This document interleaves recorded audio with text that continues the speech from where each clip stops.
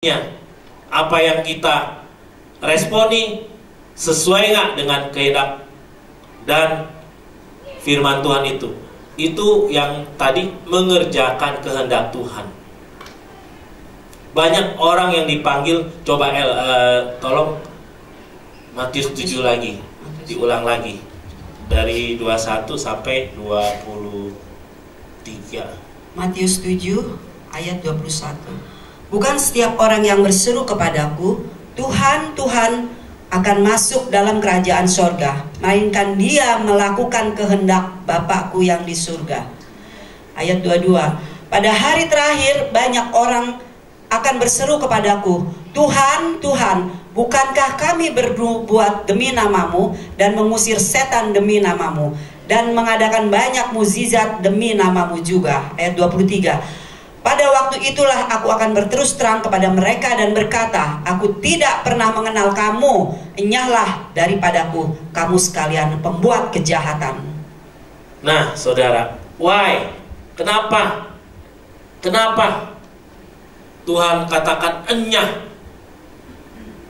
daripada hadapannya dia? Coba renungkan. Apakah kita termasuk bagian orang yang dikatakan Tuhan, enyah kamu? Kalau sampai hal itu terjadi, sungguh menyedihkan. Amin. Sungguh menyedihkan. Kalau sampai pada waktu hari itu datang dan Tuhan katakan, enyah kamu, keluar. Aduh, bagaimana rasanya? Sedangkan sudah rajin pelayanan, sudah bersaksi. Itu baik, itu benar. Tetapi yang Tuhan lebih mau lagi adalah tingkah laku, karakter kehidupan kita. Karena kita setelah menerima Yesus, kita diubahkan. Firman itu memerdekakan kita. Seharusnya dengan penyadaran kita mau. Banyak orang baca firman, tapi mungkin di dalam melayani pelayanan, firman itu adalah buat kalian, buat ente kafir. Istilah kalian, buat kalian, bukan buat saya. Harusnya firman itu pertama-tama adalah membentuk saya, merubah saya. Saya siap dibuka hati kita. Saya siap untuk dirubah. Apa yang tidak berkenan, Tuhan tolong singkapkan dan buat aku mau berubah. Amin. Bukan berarti kita sudah level kita sudah tinggi.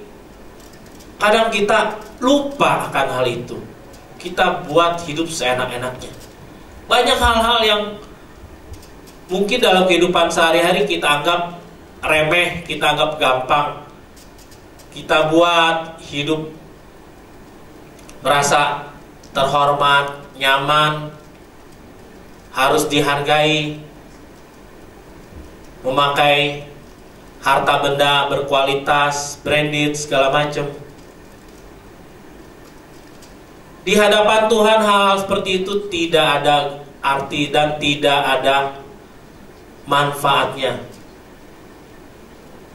Kita harus membawa diri kita dibentuk untuk serupa seperti Yesus.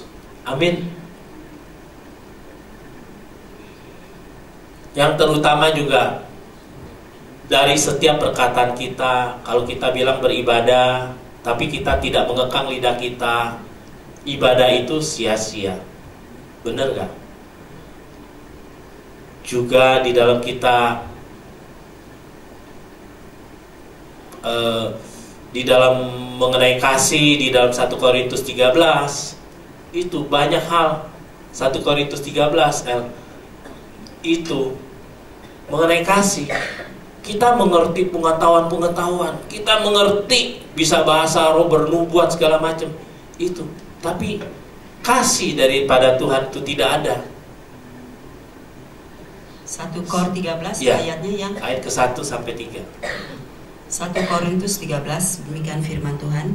Sekalipun aku dapat berkata-kata dengan semua bahasa manusia dan bahasa malaikat, tetapi jika aku tidak mempunyai kasih, aku sama dengan gong yang berkumandang dan canang yang gemerincing.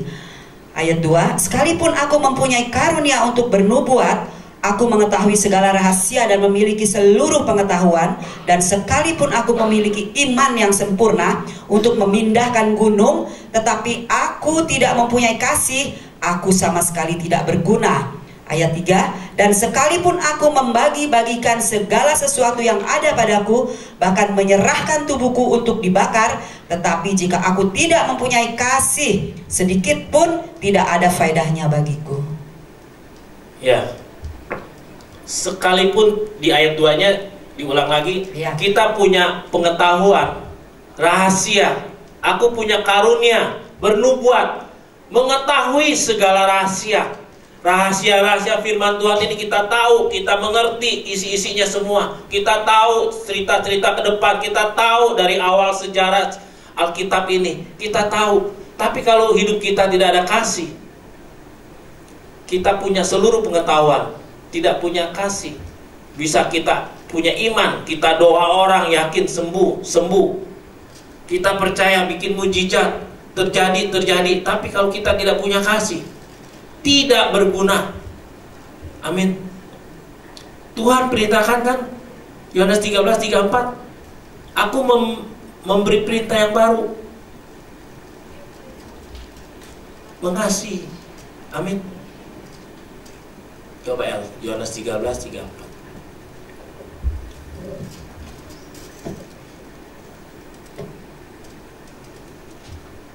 Berita baru dikatakan. Yohanes 13 ayatnya yang keempat. 34. Demikian firman Tuhan. Yesus tahu bahwa Bapaknya telah, bacain langsung.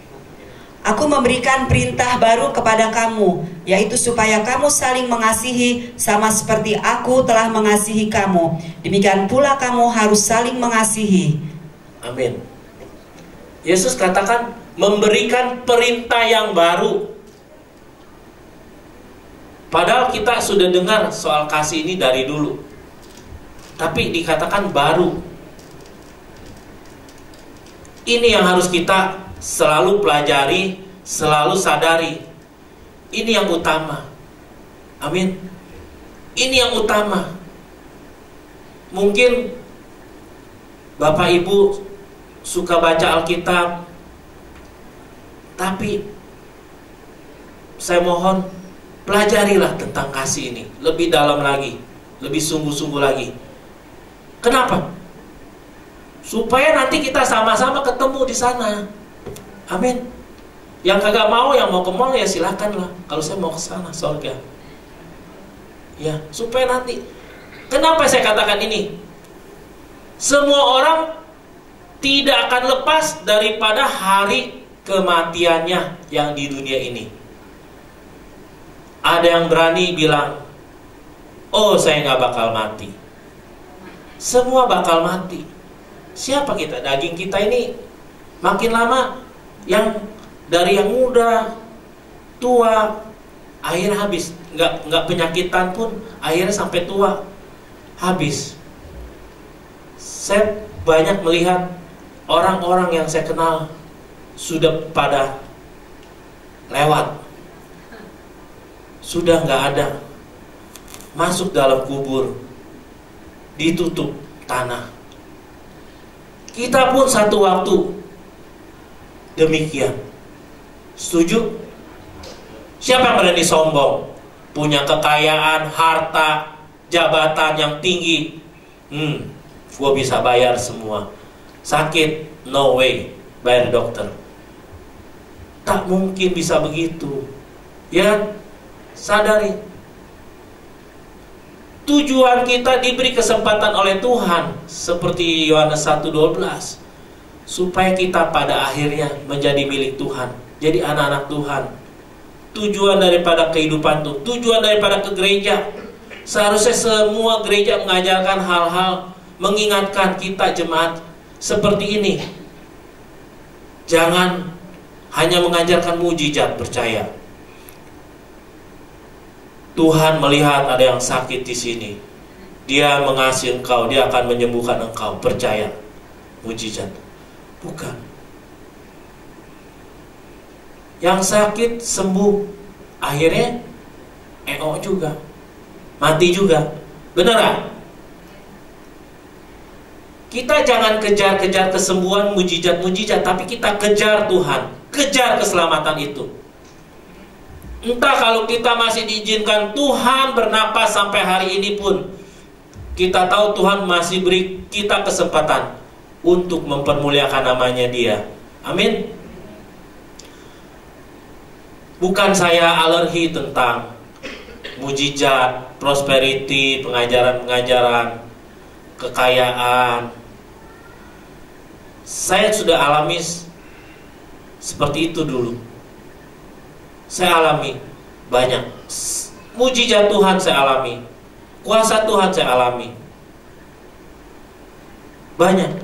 Tetapi sekarang saya semakin lanjut, semakin kelihatan ubannya. Artinya saya udah semakin tua kan. Saya lebih berpikir, lebih berfokus, keselamatan itu harus saya kejar. Saya tidak boleh tinggalkan. Dan saya juga harus bagikan kepada jemaat-jemaat atau orang-orang yang saya kenal. Atau yang lebih utama lagi, saya hanya berdoa, Tuhan, kalau Engkau mau aku berbicara mengenai keselamatanmu, biarlah Engkau bawa orang-orang itu datang dan mendengarkan apa yang aku bicara. Tetapi Engkau yang berbicara lebih dulu dalam hati setiap mereka. Bukan karena kemampuan saya mau hanya Tuhan, dan menetap rema dalam hati setiap orang yang mendengar ini. Amin. Saya rindu semua ini. Jadi bukan hanya angin sorga. Kadang-kadang kalau kita melayani orang sakit, dokter di situ sudah vonis, nggak lama lagi 3 bulan kamu, ya terutama sih pasti cerita sama keluarganya, ini nggak lewat 3 bulan gitu. Tapi ada hamba Tuhan datang berdoa, yakin mujizat terjadi. Benar firman Tuhan, oleh bilur-bilurnya kamu disembuhkan. Percaya firman Tuhan, percaya Yesus, kamu sembuh. Nyatanya kalau nggak sembuh mati. Kan banyak seperti itu. Orang yang didoakan itu mati. Kok mati? Gimana tuh perasaannya? Jadi kalau kita doakan orang sakit seperti itu dan Tuhan vonis, bukan karena keinginan kita, tapi keinginan Tuhan, apa yang Tuhan mau. Kalau Tuhan izinkan kamu sembuh, percaya mujizat. Amin. Kalau Tuhan menginginkan kamu bersama Dia, kamu hidup sudah bebas dari dosa dan kamu beroleh keselamatan itu. Amin. Kita jangan janjikan yang muluk-muluk. Kita sendiri pun nggak tahu kemana kita nanti. Ya? Halo? Oi? Kita sendiri pun nggak tahu kita kemana nanti. Makanya kita belajar untuk diri kita, kita memberikan kepada orang-orang yang Tuhan izinkan kita ketemu. Saya katakan Tuhan izinkan kita ketemu. Bukan kadang-kadang dengan kebanggaan kita, wah iya deh, gua datang ke rumah lu. Ini bukan. Kita nggak tahu hidup kita ini pun 1 jam lagi kita ngapain, iya kan? Kita belajar hal-hal yang membuat kita jatuh di dalam hidup kedagingan. Kita bisa lihat di dalam Galatia 5. Itu Galatia 5 ayat 19 sampai Galatia 5 Ya. ayat 16 ke 19. 16 ya, dari 16 16 sampai 21 ya. Galatia 5 ayat 16, demikian firman Tuhan. Kalau kita hidup oleh Roh, Maksudku ialah, hiduplah oleh Roh, maka kamu tidak akan menuruti keinginan daging. Sebab keinginan daging berlawanan dengan keinginan Roh, dan keinginan Roh berlawanan dengan keinginan daging. Karena keduanya bertentangan, sehingga kamu setiap kali tidak melakukan apa yang kamu kehendaki. Ayat 18, akan tetapi jikalau kamu memberi dirimu dipimpin oleh Roh, maka kamu tidak hidup di bawah hukum Taurat. Perbuatan daging telah nyata, yaitu percabulan, kecemaran, hawa nafsu.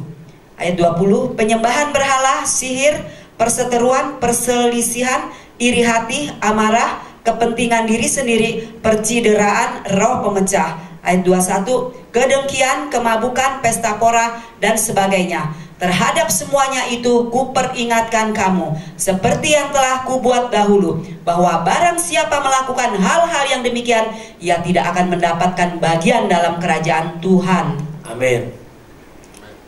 Nah, jadi saya mau bagikan lagi, pelajari ayat ini, yang terutama dari ayat 19 sampai 21 itu, satu persatu. Banyak hal, kata-kata yang dikatakan firman Tuhan ini